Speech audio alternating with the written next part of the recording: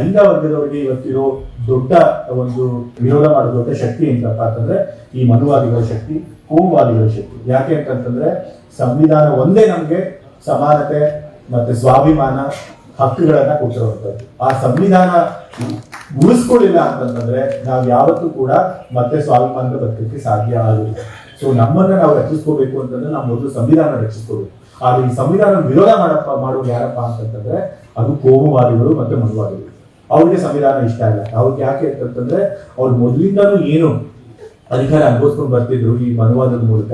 ಕೆಲವರು ಮಾತ್ರ ಅಧಿಕಾರ ಅಂತಸ್ತು ಮತ್ತು ವಿಜ್ಞಾನ ಅನುಭವಿಸ್ಬೇಕು, ಮಿಕ್ಕಿದವರೆಲ್ಲ ಅವ್ರ ಕೈಗಳಿಗೆ ಅಡಿಯಾಳಾಗಿರ್ಬೇಕು ಅನ್ನೋ ವ್ಯವಸ್ಥೆ ಇದೆಯಲ್ಲ, ಅದನ್ನೇ ಪ್ರತಿಪಾದಿಸುವಂಥದ್ದು ಮನುವಾದ ಮತ್ತೆ ಮನುಸ್ಮೃತಿ. ಸೊ ಹಾಗಾಗಿ ಅವ್ರಿಗೆ ಅದೇ ಬೇಕು ಅಂತ, ಅದೇ ಒಂದು ಸಿಸ್ಟಮ್ ನ ತರಬೇಕು, ಅದೇ ಒಂದು ವ್ಯವಸ್ಥೆ ತರಬೇಕು ಅನ್ನೋದು ಅವರ ಒಂದು ಆಶಯ. ಸೊ ಅದಕ್ಕೆ ಅಡ್ಡ ಆಗಿರೋದಪ್ಪ ಅಂತಂದ್ರೆ ಸಂವಿಧಾನ. ಹಾಗಾಗಿ ಸಂವಿಧಾನ ಉಳಿಸ್ಕೊಂಡ್ರೆ ಮಾತ್ರ ನಾವು ನಮ್ಮನ್ನು ಉಳಿಸ್ಕೊಳ್ಳೋಕೆ ಸಾಧ್ಯ. ಹಾಗಾಗಿ ಸಂವಿಧಾನ ರಕ್ಷಣೆ ಮಾಡುವಂತ ಕೆಲಸ ಎಲ್ಲ ಹಿಂದೂ ಕೂಡ ಮಾಡಬೇಕು. ಮತ್ತೆ ಧರ್ಮದ ಹೆಸರಿನಲ್ಲಿ ನಮ್ಮನ್ನ ಹೊಡೆಯುವಂತ ಕೆಲಸ ಮಾಡ್ತಾರೆ. ಇವತ್ತು ಜಾತಿ ವ್ಯವಸ್ಥೆಗೆ ಕಾರಣ ಏನಪ್ಪಾ ಅಂತಂದ್ರೆ, ದೊಡ್ಡ ಕಾರಣ ಏನಪ್ಪಾ ಅಂತಂದ್ರೆ ಅದು ಧರ್ಮ.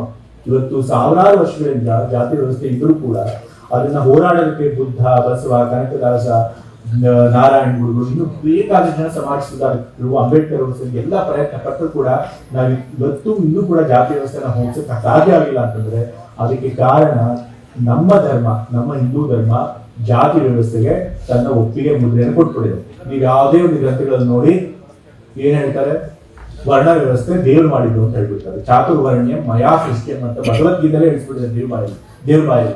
ಸೊ ಹಾಗಾಗಿ ನಾವು ಧರ್ಮನ ರಾಜಕೀಯಕ್ಕೆ ತಂದ್ರೆ, ಸಾರ್ವಜನಿಕ ಜೀವನಕ್ಕೆ ತಂದ್ರೆ ಮತ್ತೆ ಜಾತಿ ಪದ್ಧತಿಯನ್ನೇ ತನ್ನಂಗೆ ಅರ್ಥ. ಧರ್ಮ ಏನಿದ್ರು ಅದು ನಮ್ಮ ವೈಯಕ್ತಿಕ ಜೀವನದಲ್ಲಿ ಇರಬೇಕು, ನಮ್ಮ ಮನೆ ಒಳಗಿರ್ಬೇಕು. ಆದ್ರೆ ಅದಕ್ಕೆ ರಾಜಕೀಯ ಬೆಳೆಸಬಾರ್ದು. ಅದಕ್ಕೇನೆ ಜಾತ್ಯತೀತತೆ, ಧರ್ಮ ನಿರಪೇಕ್ಷತೆ ಅನ್ನೋದನ್ನ ನಮ್ಮ ಸಂವಿಧಾನದಲ್ಲಿ ಮೂಲ ತತ್ವವಾಗಿ ಸೇರಿಸಿದೆ. ಧರ್ಮ ನಿರಪೇಕ್ಷತೆ ಅಥವಾ ಜಾತ್ಯತೀತತೆ ಅಂತಂದ್ರೆ ಏನು?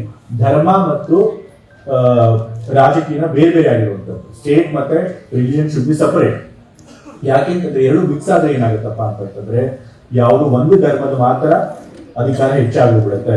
ಅವ್ರು ಏನ್ ಹೇಳ್ತಾರೆ, ಈ ಕೋಮುವಾದಿಗಳು ಹಿಂದೂ ರಾಷ್ಟ್ರ ತರಬೇಕು ಅಂತ ಹೇಳ್ತಾರೆ. ಅದು ಬಾಬಾ ಸಾಹೇಬ್ ಅಂಬೇಡ್ಕರ್ ಅವ್ರು ಏನ್ ಹೇಳಿದ್ರು, ಈ ದೇಶ ಏನಾದ್ರು ಹಿಂದೂ ರಾಷ್ಟ್ರ ಆದ್ರೆ ಅದಕ್ಕಿಂತ ದೊಡ್ಡ ಅಪಾಯ ಈ ದೇಶಕ್ಕೆ ಯಾವುದಿಲ್ಲ ಅಂತ ಹೇಳಿದ್ದಾರೆ.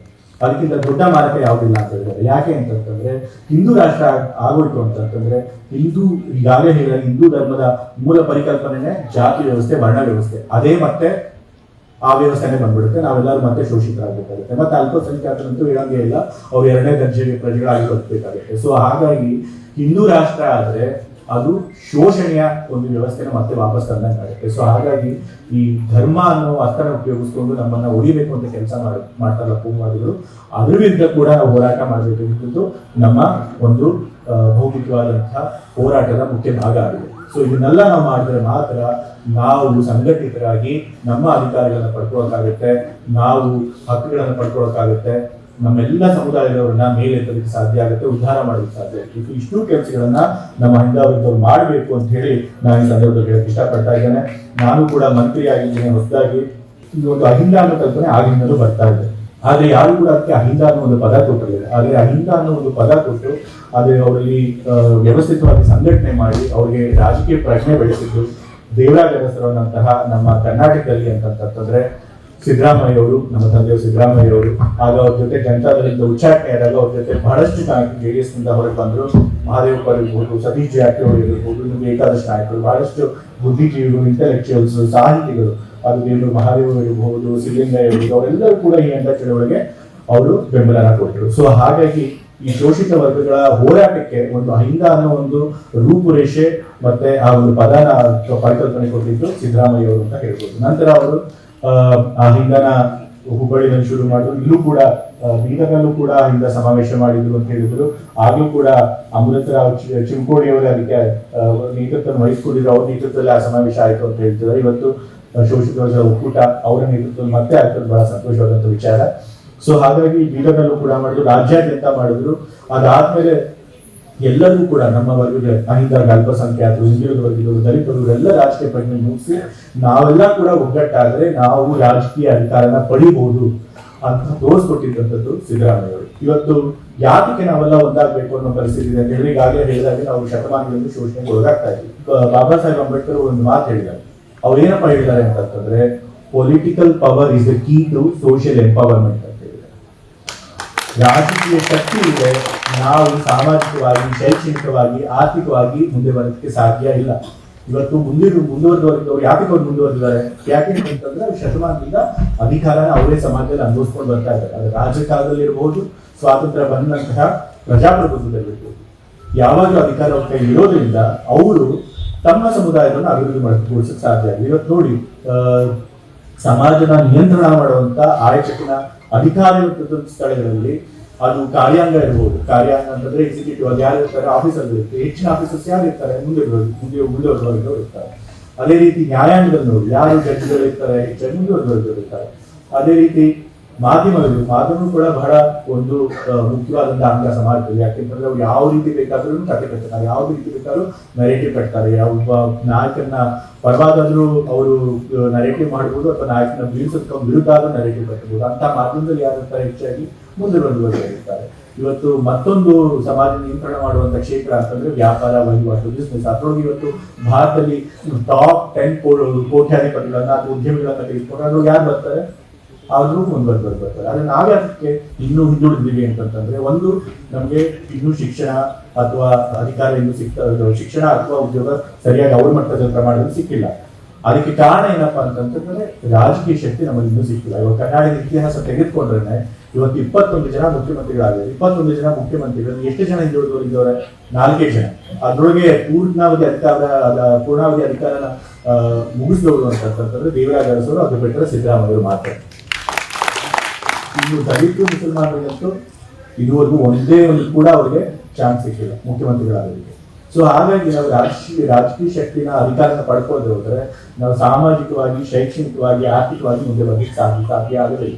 ಹಾಗಾಗಿ ಈ ರಾಜಕೀಯ ಪ್ರಜ್ಞೆ ಅನ್ನೋದು, ರಾಜಕೀಯ ಅಧಿಕಾರ ಪಡ್ಕೊಳ್ಳೋದಿದೆಯಲ್ಲ, ಅದು ಬಹಳ ಮುಖ್ಯ. ಅದು ಆಗ್ಬೇಕು ಅಂತಂದ್ರೆ ಏನಾಗಬೇಕು ಅಂತಂದ್ರೆ, ನಮ್ಮಲ್ಲಿರೋ ದೊಡ್ಡ ಅಸ್ತ್ರ ಅಂತಂದ್ರೆ ನಮ್ಮ ಒಗ್ಗಟ್ಟು, ನಮ್ಮ ಜನಸಂಖ್ಯೆ. ನಾವು ಇವತ್ತು ಜಾತಿ ವ್ಯವಸ್ಥೆ ಇನ್ನೂ ಕೂಡ ನಾವು ಯಾಕೆ ತೆಗೆಯಕ್ಕಾಗಿಲ್ಲ ಅಂತಂದ್ರೆ, ನಾವು ಬಹುಸಂಖ್ಯಾತರಿದ್ರು ಕೂಡ ನಮ್ಮನ್ನ ಹಲವಾರು ಜಾತಿಗಳಲ್ಲಿ ಸಣ್ಣ ಸಣ್ಣ ಜಾತಿಗಳನ್ನಾಗಿ ಒಡೆದು ಹರಿದು ಹಂಚಿರೋ ಕಾರಣಕ್ಕೆ ನಾವು ಒಗ್ಗಟ್ಟಾಗಕ್ಕಾಗ್ತದೆ. ನಾವೆಲ್ಲ ಶೂದ್ರರು, ನಾವೆಲ್ಲ ದಲಿತರು, ನಾವೆಲ್ಲ ಅಲ್ಪಸಂಖ್ಯಾತರು, ನಾವೆಲ್ಲರೂ ಕೂಡ ಒಂದೇ ನೋವನ್ನು ಅನುಭವಿಸಿದ್ವಿ.